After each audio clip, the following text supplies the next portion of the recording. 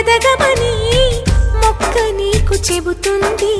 ఎదిగిన కొద్దీ ఒదగమని అర్థమందులో ఉంది.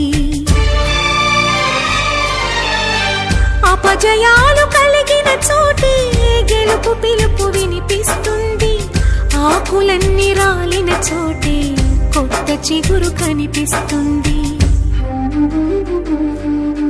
మౌనంగానే ఎదగమని మొక్క నీకు చెబుతుంది.